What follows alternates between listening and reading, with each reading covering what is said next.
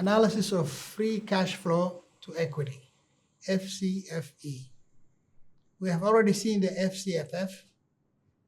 Now we're going to calculate the Fcfe. Fcfe represents the cash generated by a company and available to all its security holders or all investors, which includes both lenders and shareholders. From the Fcfe, the company has to pay the lenders first, and then any money left, which is called Fcfe, is available for the payment of shareholders.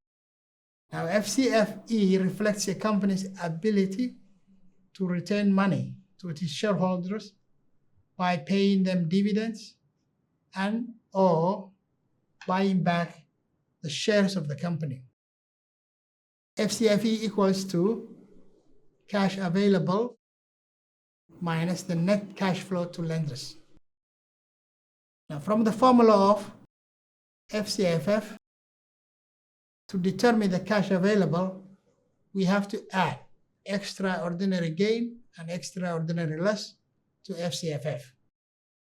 For example, to calculate the Fcfe, we must start with the Fcfe. It was a negative 27 billion. We add that number to the extra gain.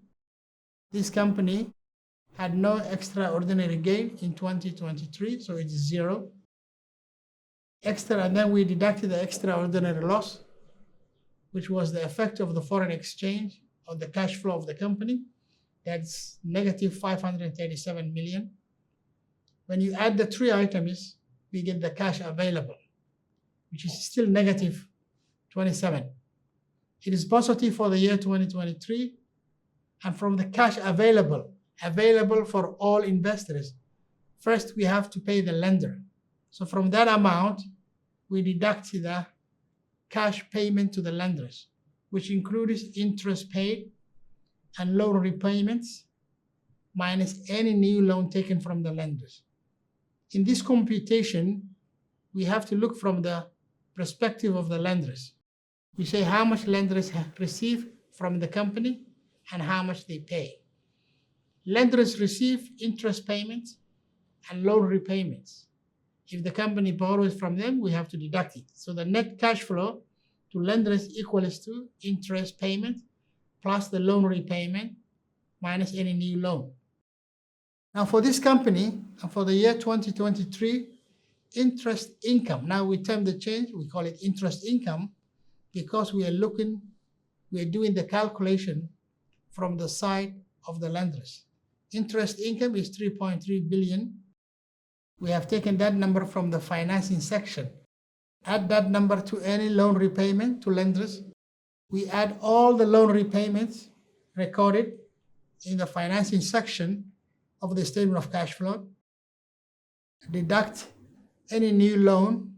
Again, we take those numbers from the statement of cash flow, financing section, and we get the total amount paid or taken from the lender. It's negative number now for the year 2023, minus 18 billion.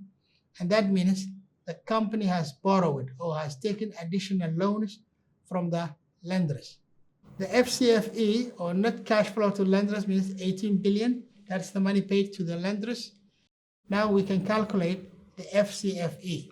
We start with the cash available, which we computed in step 1, negative 27. And then we add that number to the net cash inflow paid to the lenders, 18 billion. That gives us the net Fcfe, negative billion, meaning the company actually had no money to pay dividends to the shareholders.